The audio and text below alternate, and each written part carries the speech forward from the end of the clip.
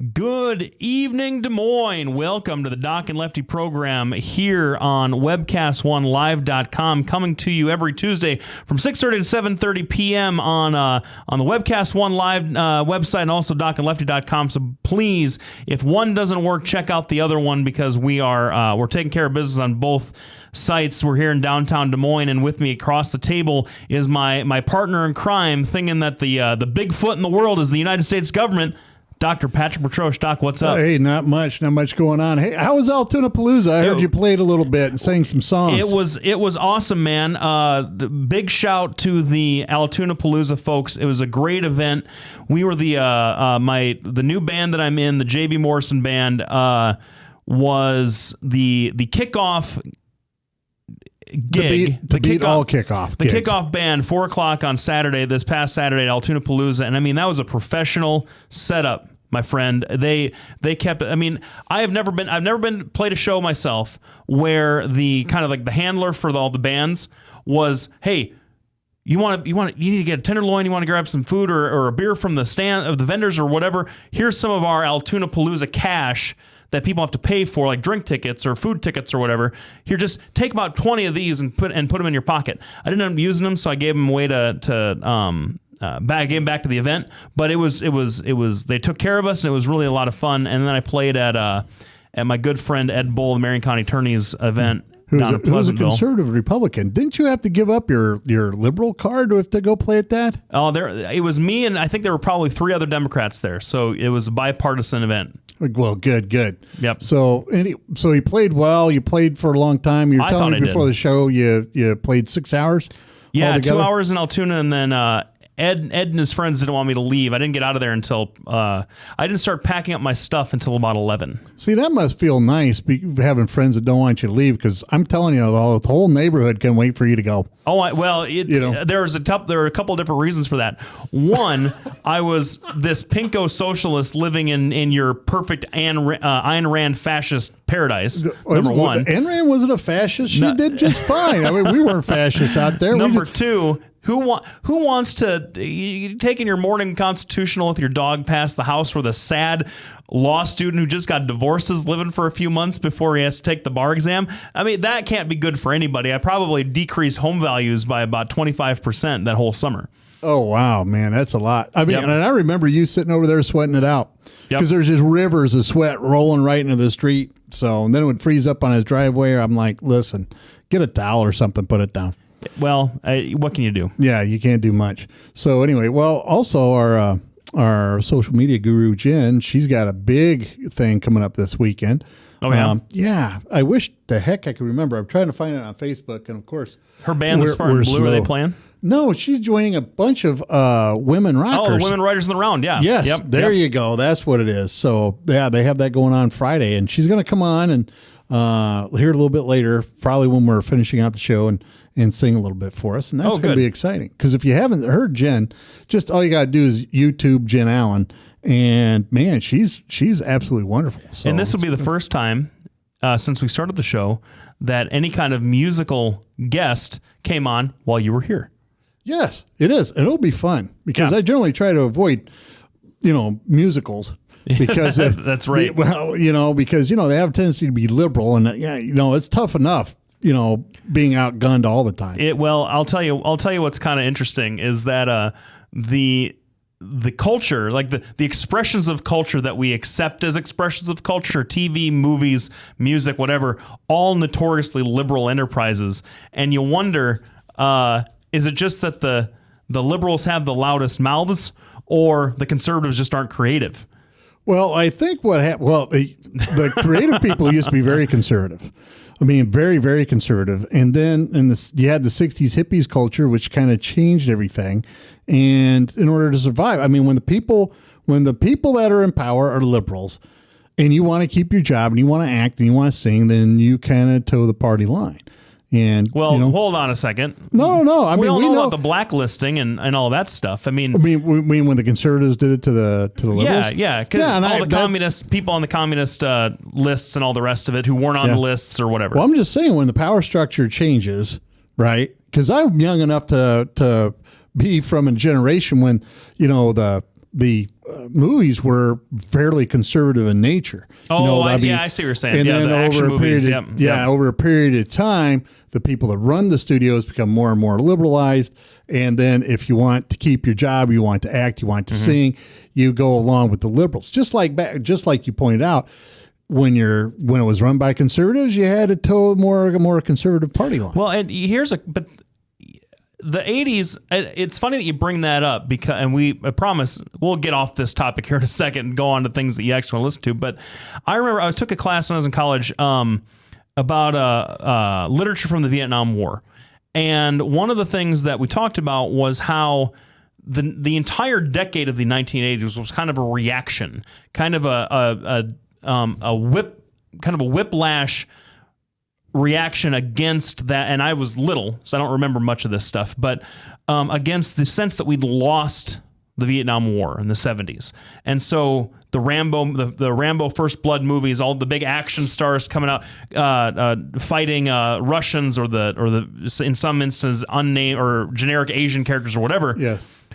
Kind of trying to help us as a culture redefine what we saw as a pretty terrible defeat politically and militarily in Vietnam. Yeah, I would agree. Did you agree with that? I'd agree with that. And I think that you're going to see a lot of that in the next decade after this debacle in the Middle East. Well, one of the things that from the 80s that's been lost is a lot of these studio heads became more and more liberal over the 70s. Started in the late 60s, went through the 70s, and then the early 80s there was a lot of them.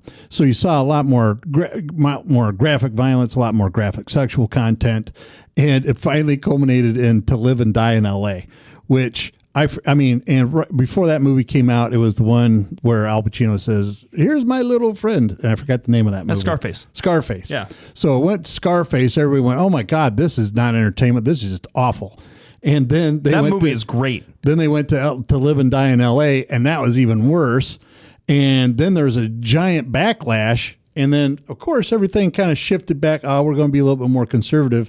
And then it started going forward and then went in a different direction. Then you had Goonies with PG-13. So, evolution of movies. We'll be back right after this break. Holy cow. How do you like that segue, huh? Maddie, what do you think? She's back there just shaking her head going, Oh, she gave me a thumbs up. She had to do that. Yeah. So yeah, all right. Yeah. So we'll be back right after the break. We want to thank all of our sponsors for sponsoring us. There you go. Petrosian Associates, Lubinas Law Firm, Halo Capital, Des Moines Anesthesia, powered by Facebook and Two Birds Creative. And don't forget to follow us on Twitter and docandlefty.com and all that. We'll be back right after the break. Petrosian Associates, how can I help you? Petrosian Associates will provide you with a friendly, caring, and confidential place to find help for mental health concerns. We are ready for your call. Our doctor, Dr. J. Patrick Petrosh, provides a full range of psychiatric services for children, adolescents, and adults in a forthright and informative manner while maintaining a casual, comfortable, and relaxed atmosphere.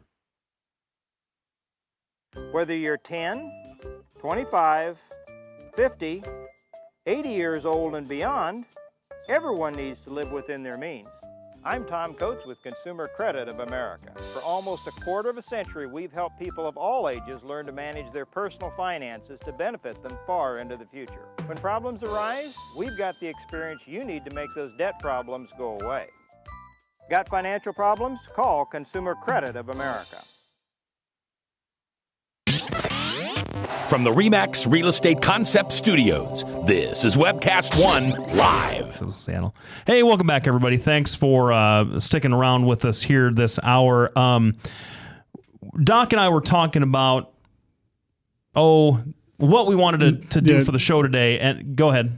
Yeah. Well, we were just talking, and we think what we're going to do is just finish up with Rick Perry, because that's what I was going to talk. That's what I was going to mention is that you had desperately wanted, before I hijacked last week's show with what I thought was a very interesting and very substantive discussion about the Ferguson issue and the Michael Brown tragedy. Doc had desperately wanted to talk about this Rick Perry indictment, and we didn't. We only spent a couple of minutes on it, and so I know that you've got more thoughts aside from what we covered very, very briefly last week. So, Doc, we kind of set the stage, but maybe to refresh everybody's memory. Yeah, just go through just real quick about what an indictment really is. Right. Well, an indictment's the formal charging process of a crime. The state will impanel a jury. It's not a jury that determines guilt, so that's different. It's a grand jury as opposed to your petite jury in a jury trial, and the grand jury is tasked with determining whether or not there's enough evidence for the state to bring formal charges against a particular defendant. This grand jury in Texas, in Travis County, returned a 2-count indictment against Governor Perry, alleging official corruption. And the second count was intimidation. Intimidation, yeah. Both corruption is the overarching kind of thing, but using the power of his office improperly in one count, and intimidation another count, and and this is kind of the Beltway has sort of reacted to this as, oh, this is just a political stunt. You had David Axelrod come out saying that the longtime Obama Svengali there come out and say, hey, you've got some problems if this is what you're going with, making it stick against Rick Perry. It doesn't seem like it washes out. But so what's your sense of this? Well, one, let's just focus on Rick Perry here for a second. This is a tremendously popular governor that has served the longest term in Texas history as governor. 14 years so far. Yeah, a long time. He's taken a run at the presidency, and at one point he was at the middle podium, which means he was the front runner. The guy's got some mojo. He is a very charming guy. He is stomped all over the Democrats down there on a repeated basis. He's been able over the last 12, 14 years to consolidate the power that he has into the governor's office. And one of the things that's been going on lately, and don't get me wrong, politicians get sued all the time. George Bush got sued. Obama's getting sued. Everybody gets sued when you're up there. This is different. This is a little bit different because you have a grand jury convened in a conservative town. No, Travis County is where Austin is. Yeah. And that's a very Democratic county. Well, yeah, but I mean, they're not like liberals like you. I mean, they are. Austin, Travis County and Austin are like the only Democrat, like only real big majority Democratic county in the entire state.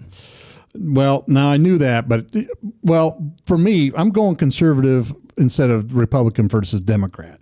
You have some, there's these guys down there. You don't have these Democrats out of Austin, Texas going, we want to ban all guns.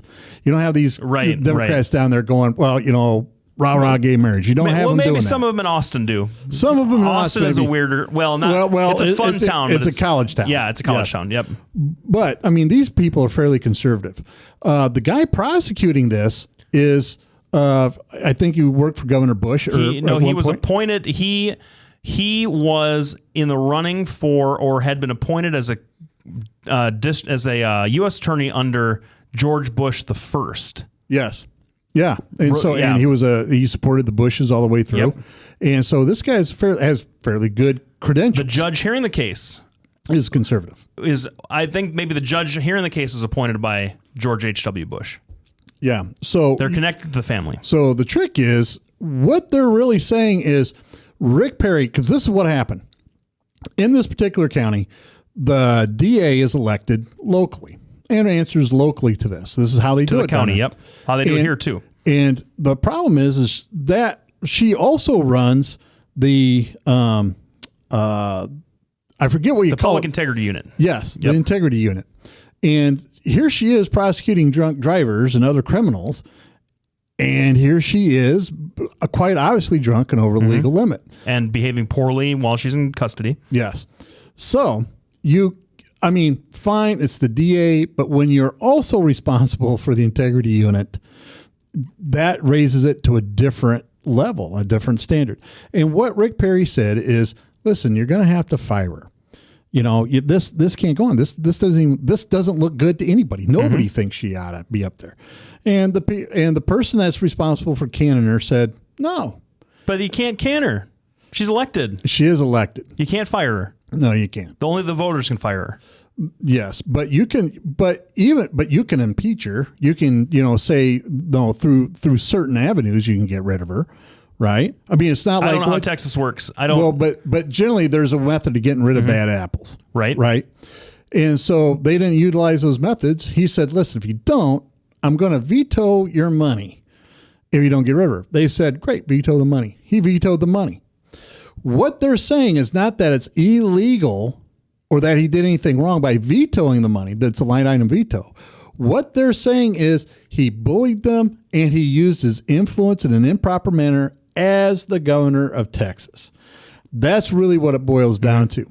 Now, when we come back, we're going to continue on a little bit. I'm going to have Lefty give his liberal take on this, and we're going to have a discussion whether or not that's something that is going to be, obviously it's indictable, but is this something that the Democrats are going to win, and what the political angles are? We want to thank everybody for tuning in. We'll be back right after this break. We're going to continue our discussion with Rick Perry. We want to thank all of our sponsors. Thank you for tuning in. We'll be back right after this. Whether you're 10, 25, 50, 80 years old and beyond, everyone needs to live within their means. I'm Tom Coates with Consumer Credit of America. For almost a quarter of a century, we've helped people of all ages learn to manage their personal finances to benefit them far into the future. When problems arise, we've got the experience you need to make those debt problems go away. Got financial problems? Call Consumer Credit of America.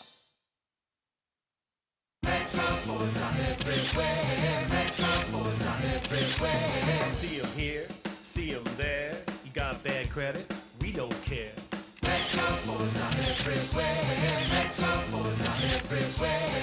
Visit emetroford.com for your guaranteed credit approval. Good credit, bad credit, no credit. Everybody drives with guaranteed credit approval at emetroford.com.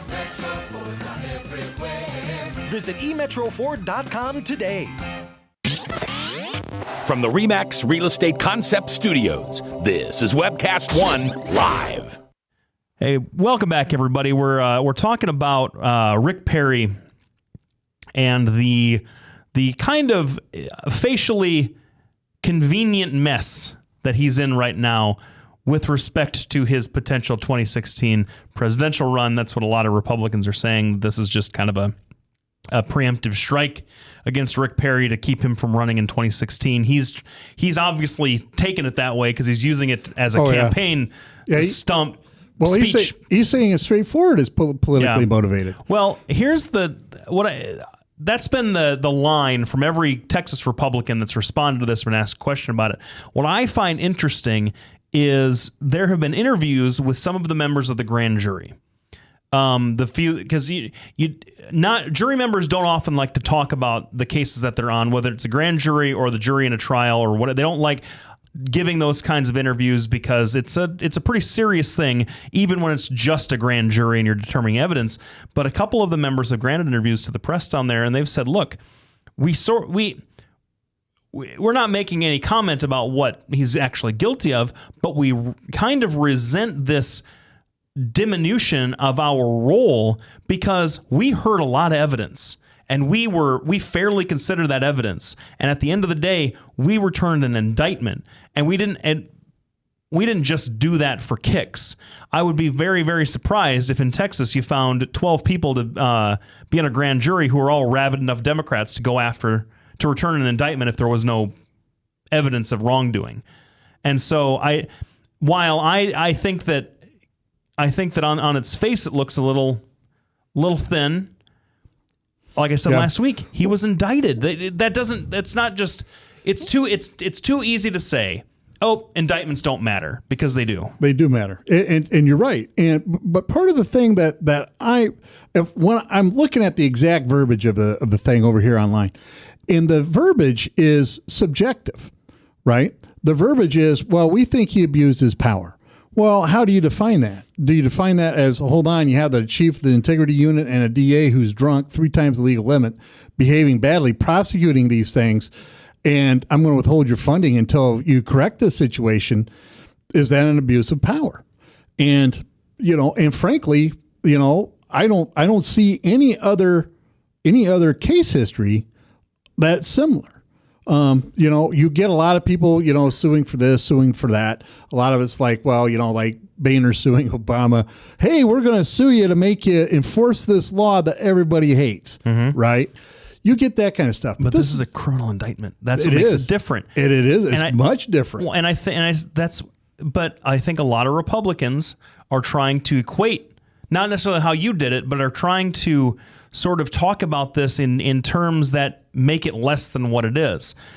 I have clients all the time that when they get the trial information, in Iowa, we generally try people using trial information. It's a statement of facts that the county attorney presents to a judge. The judge evaluates them, and the standards, if those facts can be proven true, the charges stand, and we have trial information. That's how you get people into the court system. I have a lot of clients that say, look, everything in this police report is a lie, or this trial information is bogus, or whatever it happens to be. My response to them is, that's fine. That's fine. That's my aim is to help us poke holes in that, is to get you off these charges the best that I can. But we still have to deal with them. We still do. Just because you think they're fake doesn't mean you get to just not do stuff. Who do you think this is going to help most? Do you think this is going to help Republicans, Democrats? If it's going to be wash, who do you think is going to help most? Boy, I feel like there's been some talk about how this would be a benefit to Rick Perry because it shows him standing up to Democrats. But in Texas, you don't need to stand up to Democrats. No. At all. And around the country, people are going to believe it doesn't give you any pull with the middle of the crowd, because the Democrats will think you're guilty and the Republicans will think it's all a stunt. Do you think this helps Chris? The final point is, I kind of feel like indictment trumps everything. I feel like if the Democrats were suing him for something, then it's a different story. Then you say, well, they're suing me, and they're kind of like what Obama has been doing. They're suing me for this, that, and they just have no case, and it's just a big ploy, and we can laugh at him, and isn't that funny? An indictment, he's facing, if convicted and sentences run consecutively, over 109 years in federal prison. That's serious stuff. It's not a joke. And so I feel like I don't know that it's necessarily a political mistake for him to treat it like a joke. All defendants kind of do, especially high profile ones. But boy, looking at you have an indicted governor, Texas. Yes. Well, and that hasn't happened in a long time, almost 100 years, something like that. Mm-hmm. So, my take on this is that it probably is politically motivated. It probably is. People that brought it, they brought it, and then it went to a grand jury, and they got lucky and went, well, hey, there might be something because of the verbiage of it. Now, if it goes away and he goes through all this, I think that's going to be about the best thing for Rick Perry. But the problem is, the person this is going to help the most, I think, is Chris Christie, because Chris Christie is very popular, very popular. He alienates a lot of staunch conservatives like me. But the bottom line is, at least he says what it's going to happen, and he's had a lot of problems of his own. Rick Perry is looked at as a front runner. The more problem that there is among the Republicans that are going to be running for president, the more you can get separation from the masses. I don't know, because I think I'll run down Rick Perry really quick as a potential front runner for any 2016 race. Oops.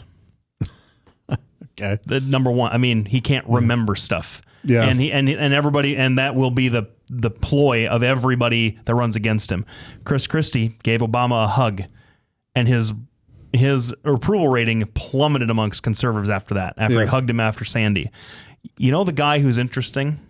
The guy who just got back from a goodwill mission to Guatemala, doing free eye surgeries to the Guatemalan populace.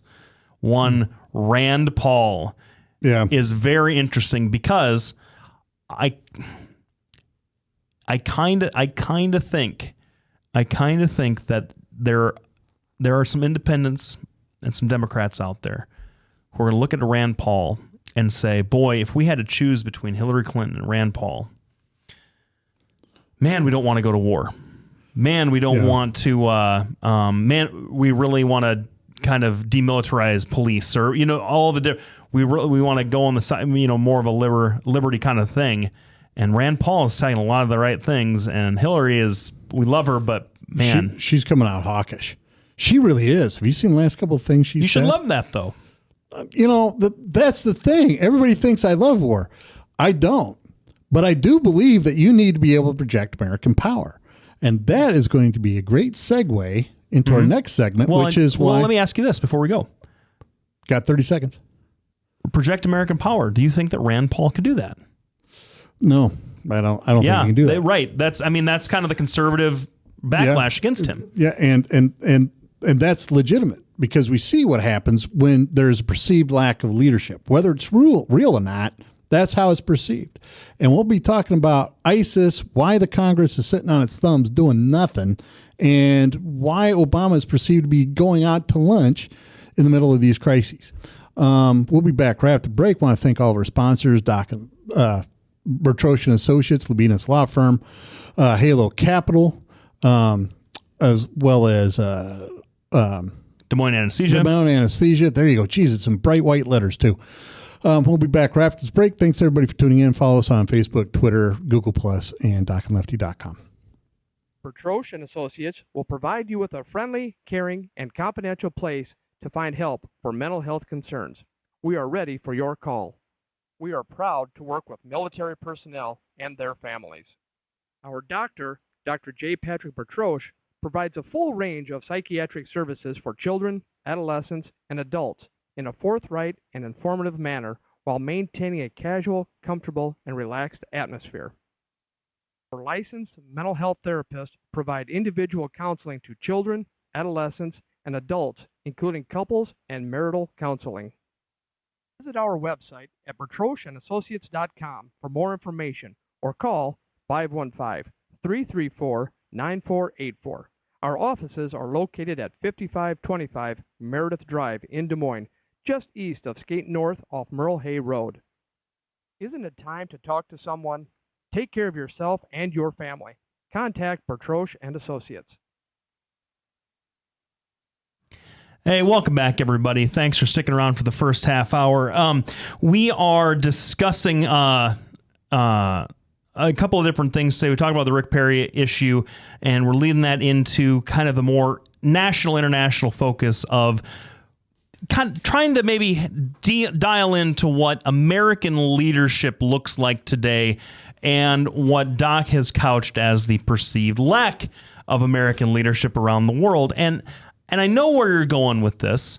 And if you don't mind, I'm going to let you kind of set your record, and then I'm going to cross-examine you just a little bit because not to play gotcha games with you or anything like that. Again? Well, for the first time.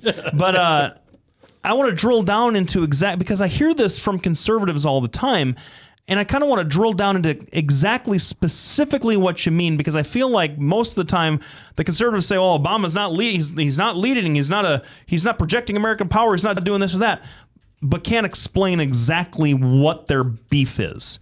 So if you could just say, you say what you're going to say, and then I'll respond to your position, because while I don't think that Barack Obama is, I don't know. What would you call it? Franklin Roosevelt. Oh, okay. But he certainly has his issues foreign policy wise. In my opinion, drone strikes against civilians and things like that. And the guy that he's killed a lot of people and he's got a Nobel Peace Prize. But yeah, well, what are your issues? Because first of all, let me say, first of all, that Obama has been consistent with his foreign policy and has been consistent with his views. So I don't want anybody out there saying that I think that he's a hypocrite, because I don't. Not in foreign policy. I don't think he's a hypocrite. His background, and this is clear with the way he voted when he was a senator, he believes that we shouldn't be sending people overseas. He believes we should demilitarize us.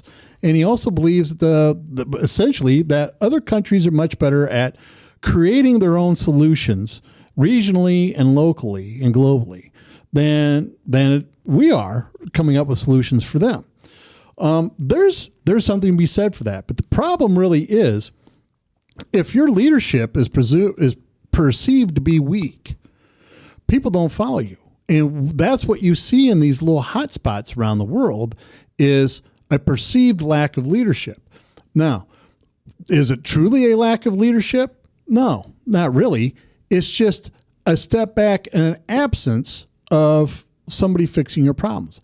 One of the things, I mean, people on the right are always saying Obama doesn't do anything. That's not true. Obama does do something. He just doesn't. It's honest to goodness, it's like he doesn't understand foreign policy and what your goals are. And his overall goal is not to be involved in anything in the world. That's his goal. That's not good in the long run for America. On the left, Lefty just outlined the problems that the left have with Obama. He's doing too much. So he really can't win. The problem is, though, he withdrew those troops. He gave a timeline. He got them out. And the power vacuum sucked ISIS right into there. That's what you're going to have. You're talking about Iraq specifically. Specifically about Iraq. That's right.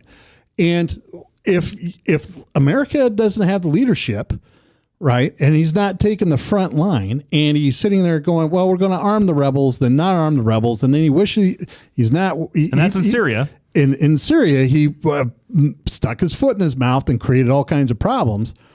You're going to have people showing up that are not going to have America's best interest in mind. Now, should he have pulled out of Iraq? I don't think so. You think so? Great. He declared victory, said we're done and out. The problem is the Iraqis can't defend themselves at this point. The Kurds can. Kurds can defend themselves great. Those are the people fighting. But now you have this big mishmash of nobody wanting ISIS.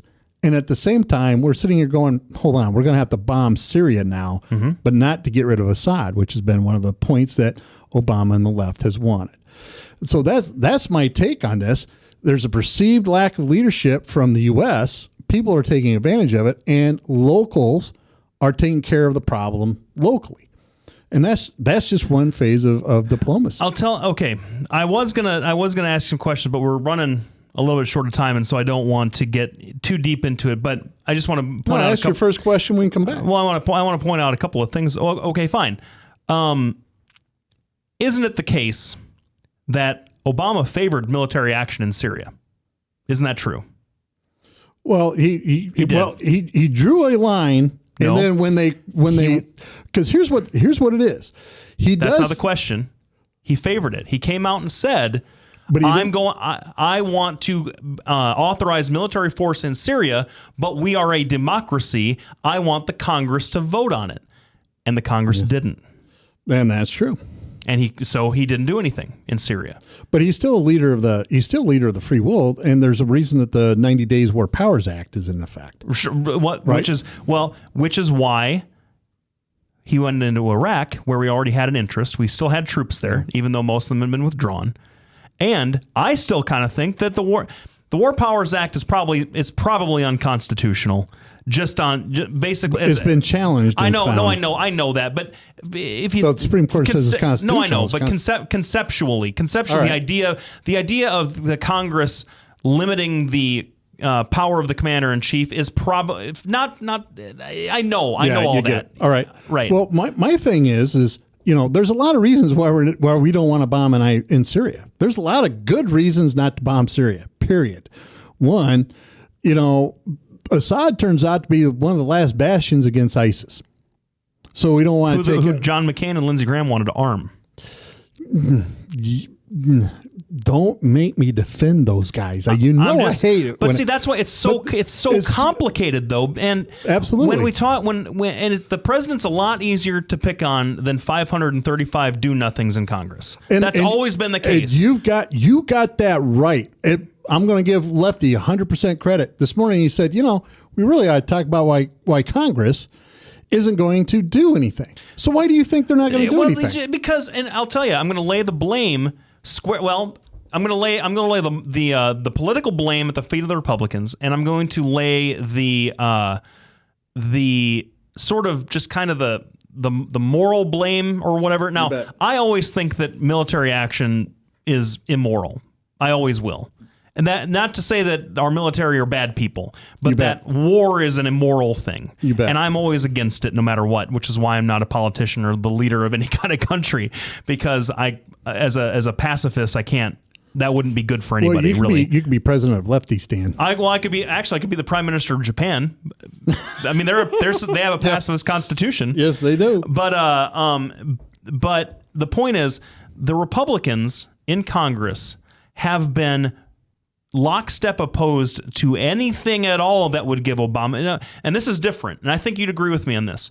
Even back in the Reagan days, or even George W. Bush, the Democrats, while they were saying pretty negative things about the president and really opposed him on a lot of domestic stuff and opposed to him on foreign policy issues, would not openly criticize or call the president weak when it came to foreign policy. We're out there every single day stumping around saying the president is an incompetent foreign policy operator. That's what's happening today with a lot of Republicans in Congress. So now Barack Obama's a big boy, doesn't need me to defend him, but that political lack of will on the Republicans bleeding over into the Democrats say, look, we just want to be done with all of this. This is the guy that we elected as the guy that said he'd get us out of Iraq, have come together to form this paralysis in Congress, preventing it from doing its constitutional duty of declaring war and all matters pertaining thereto. All right. Now, that I agree with Lefty on that one. We'll be back right after this break. We want to thank everybody for tuning in. Don't forget to follow us on Facebook, Twitter, and docandlefty.com. I want to thank all of our sponsors. We'll be back right after this break. Well, and we're going to continue. Shit. Oh, no. Did I say that one on air? You did. God, Maddie, I hate it when you do that to me. We're going to continue our discussion about ISIS. Hopefully, you'll be able to take that part out. We'll be back right after this break. From the RE/MAX Real Estate Concept Studios, this is Webcast One Live. Get away from us, you mean old credit card. We don't have any more money. We're in trouble now. Save us! Help! Somebody save us! Somebody help! Help! Save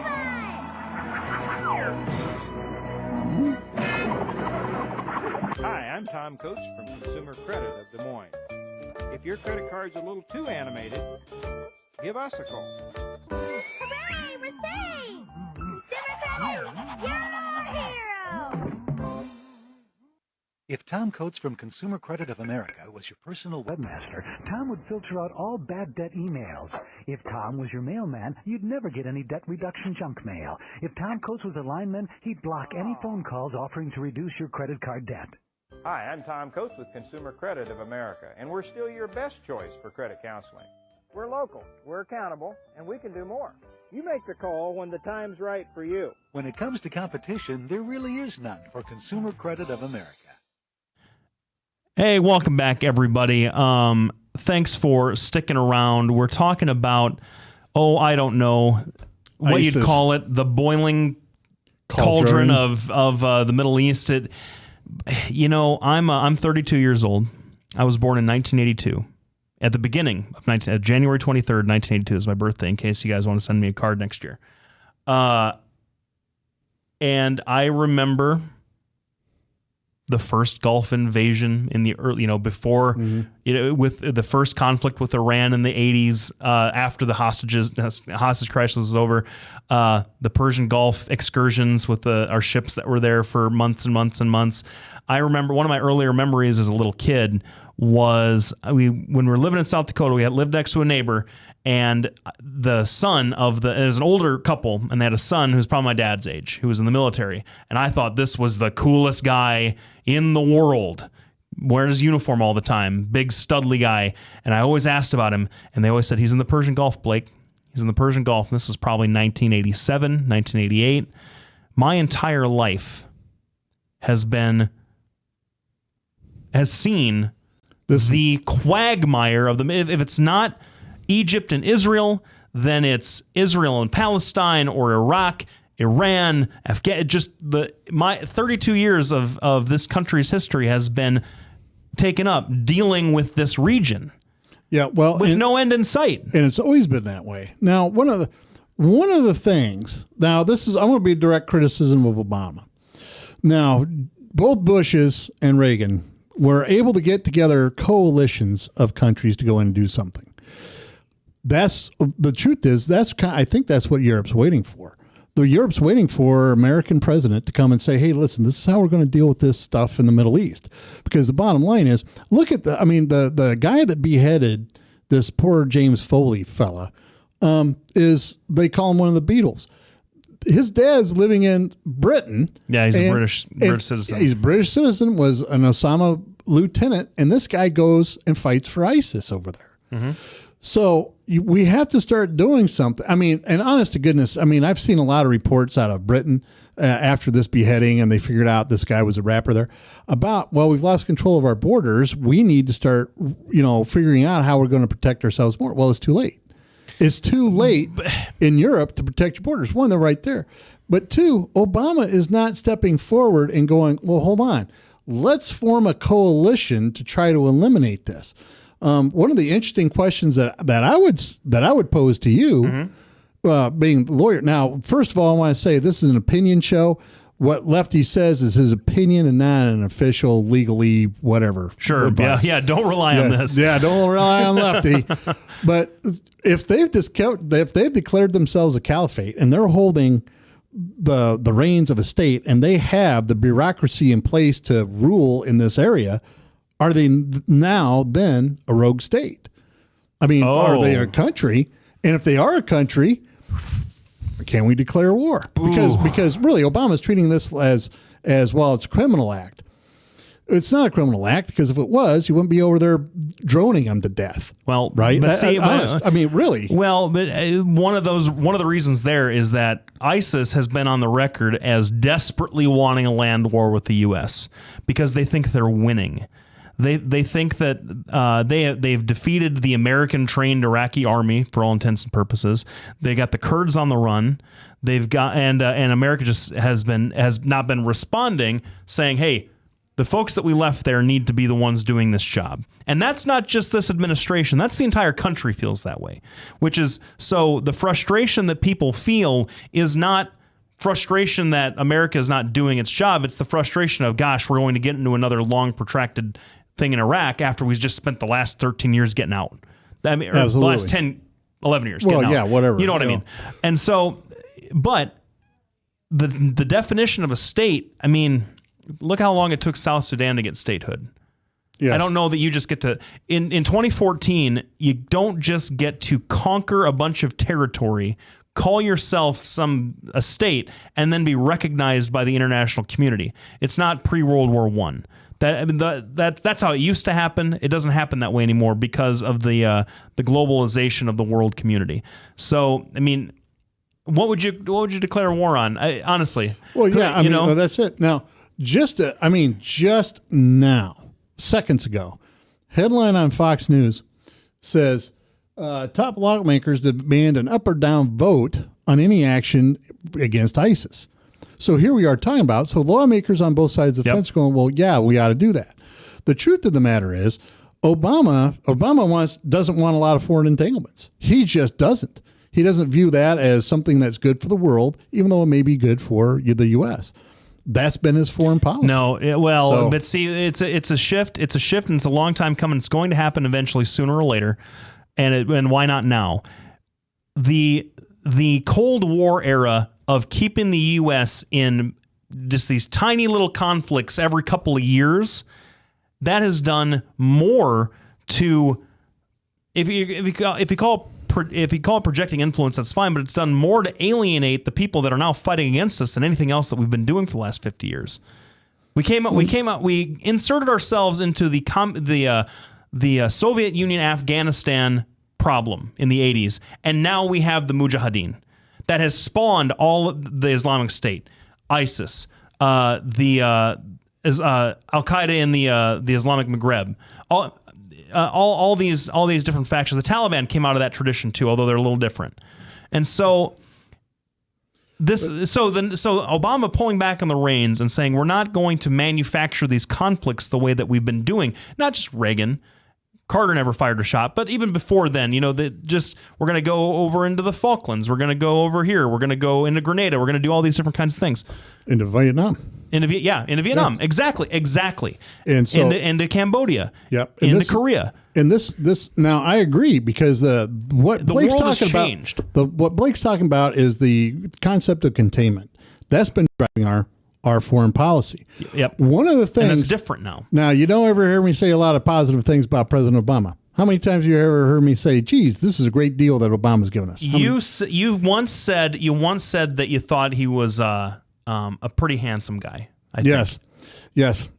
But outside of that, his foreign policy, what it has done, it has forced Europe, and it has forced Africa, and it has forced Russia and China and Malaysia to start looking at taking care of their own business in their own neighborhood. It's a lot more difficult for the Europeans to say, well, hold on, what are we going to do now? The truth of the matter is Russia is resurgent, and I know you argue with me. We'll just have to disagree on that one, because Russia's resurgent, and if they decided they're going to take a wild hair and wipe out Germany, the only people that could stop them were the Poles. I mean, the Poles are the only ones that have an army that's capable of defending itself. The Germans don't, because they rely on us. The French don't. The Brits do, but no, it's an island. They're not going to be able to take that. And you look at what a fight with the Russians is going to look like. You can just look in Ukraine. Ukraine really has a lot of top-notch military equipment. They just didn't have very good leadership. Now that we're providing them some assistance, they're really being able to hold their own against the Russians. Here's what I'll say about, Russia. If by resurgent you mean that Russia has decided to pick on its neighbors, Russia's not attacking Germany. Russia doesn't have the economic capacity to be able to sustain that kind of hit. You know what Germany is? Can you imagine what Europe would look like if Germany hadn't started World War I? Well, not, you know what I mean, but hadn't been on the wrong side of World War I and hadn't been on the wrong side of World War II, Germany would probably be rival with they'd probably be the number one economy in the world. I would agree. I would agree 100%. Now, we're going to take a break. We're going to come back real quick. We're going to talk about some fractures in the European Union and how this impacts the rest of the world, the Ukraine situation, the Middle East situation. We'll be back right after this break. Thanks, everybody, for tuning in. I want to thank all of our sponsors, Halo Capital, Bertrosian Associates, Lubinas Law Firm, Des Moines Anesthesia. Don't forget to follow us on Facebook, DocandLefty.com, and Twitter. We'll be back right after this break.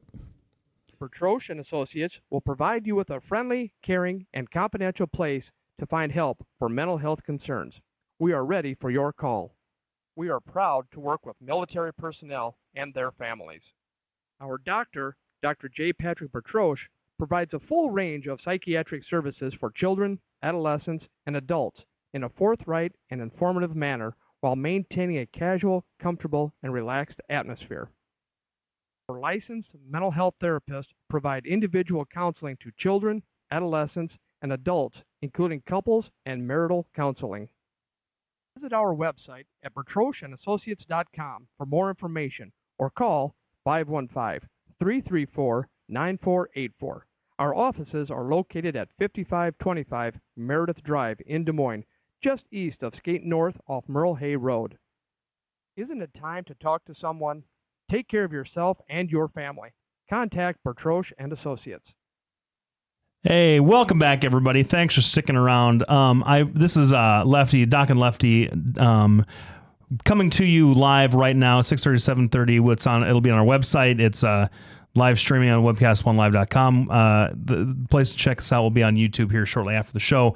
I feel a little uncomfortable starting this last segment because I feel like I'm in a kind of dropped in the middle of a little intra-show dispute here at the Doc and Lefty program, because we have a guest that I think we were going to give some time to at the end of the show, and then Doc, you wanted to make one quick point about Germany. Here's the thing. Germany requires Russian energy to maintain its dominance.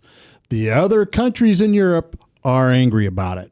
When the European Union all started way back when, I think it was 57, whenever they came up with the idea, France was in charge and they liked that. The problem is Germany is now in charge. and not by a little bit, but by a whole bunch. They pretty much just dictate everything. So the foreign minister or the minister of finance came out and said, we're just not going to go along willy-nilly with the Germans anymore. We're done with that. So the entire French government is being reformed in order to try to help this schism between them and the Germans. Part of the issue is with the Americans pulling out of Iraq and closing bases all around the world and shrinking our army, they're having to look at their own security now. And they can't afford their social programs and their security.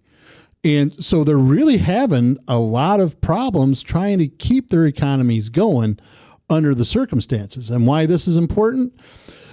Syria does a lot of trading with Russia. A lot of Middle Eastern countries do a lot of business with Germany and not necessarily France.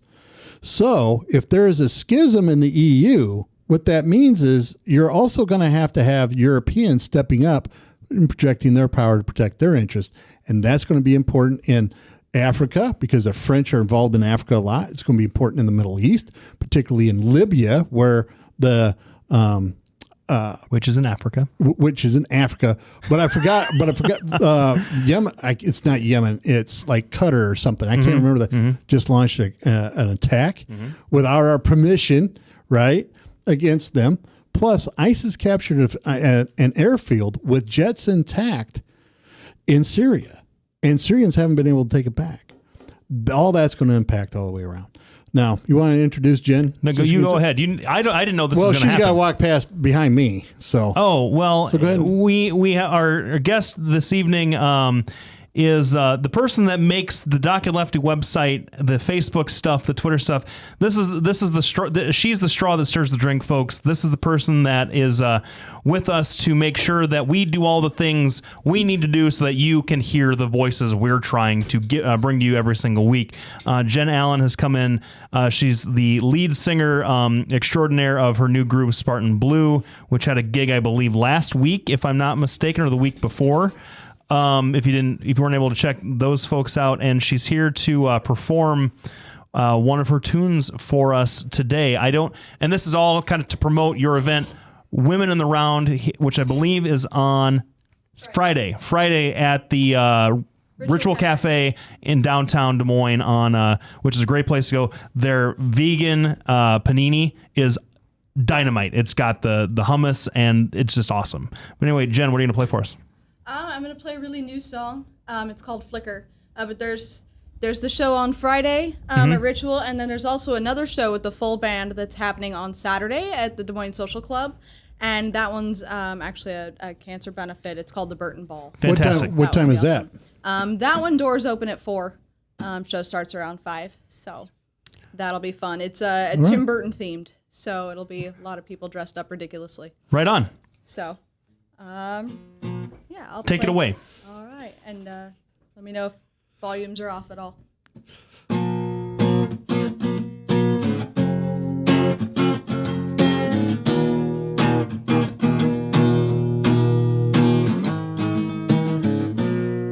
I've got these little mascara marks on my pillow 'cause I cry myself to sleep.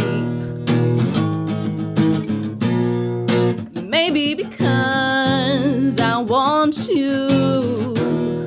Maybe because I don't know. I write my thoughts on many blank pages.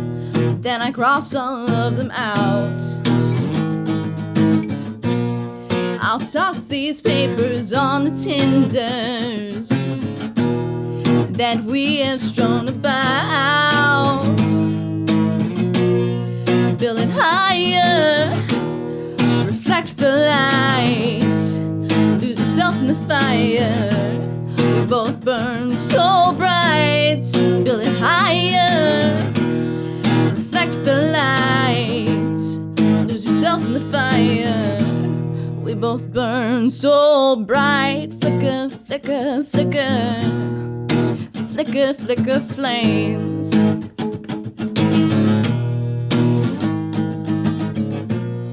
They say you'll only get burned once before you learn. but it feels so alive. Sweet tinderbox, light the match, and we'll find out what we're made of.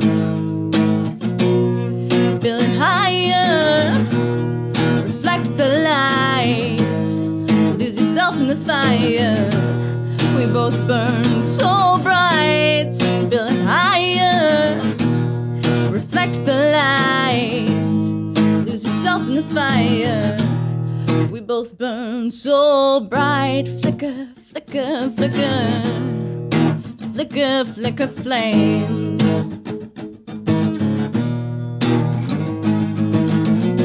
Flicker, flicker, flicker, flicker, flicker flames.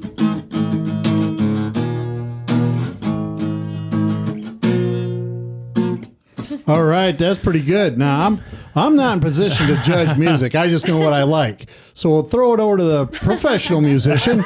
What do you think? You think that's pretty good?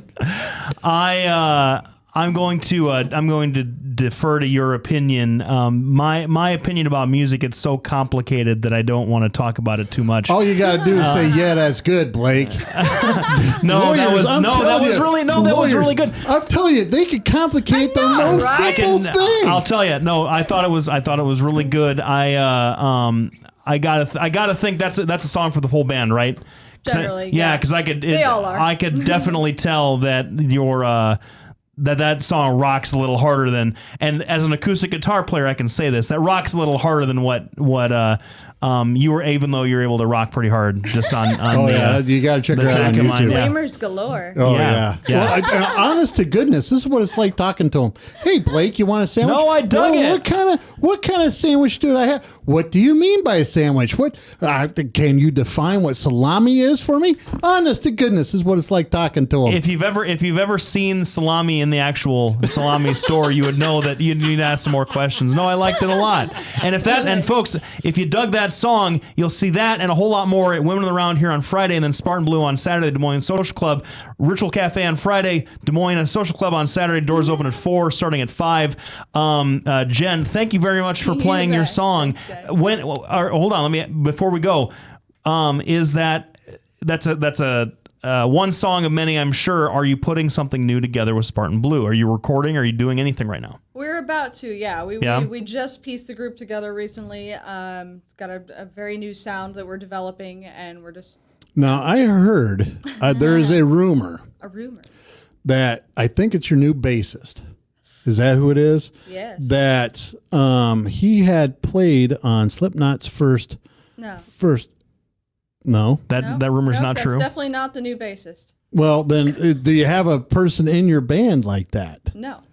Rats. Well, then I heard the wrong rumor. Hey, this is not... No, I'm telling you, they came in. It's not like, I mean, believe it or not, you and I have mutual friends, right? Yeah. And you would never think that, but anyway, that was a rumor, and I thought that was pretty interesting. So. That's because we're being secretive about who the bass player is. It's fun this way. Yeah. Oh my goodness. Well, that does it for us this week, Doc and Lefty. Jen, you got another song you want to play us out with? Sure. Yes, of course. Of course. No, well, she'll take care of it. Yeah. Thanks, Maddie. Thanks for all your great production work. Thank you, Doc, my partner in crime. Thanks to all our sponsors, Halo Capital, Des Moines Anesthesia. And if you want to sponsor, just let us know. Yes, we'll send somebody out. Please give the show a call. Give Doc a call. His number's all over the place. You can call my office. If I'm hardly ever there, but somebody will be able to help you. So thanks to all our sponsors, Bertocious Associates, Doc and Lefty. Check us out: Facebook, Twitter, YouTube. We'll probably get a Tumblr at some point. I assume that's the next thing. We have a Tumblr? We don't have one yet, but that's the next thing that people are doing. I don't know. That's why we have Jen. Now, Jen, what is that? What is Tumblr? But good night, everybody.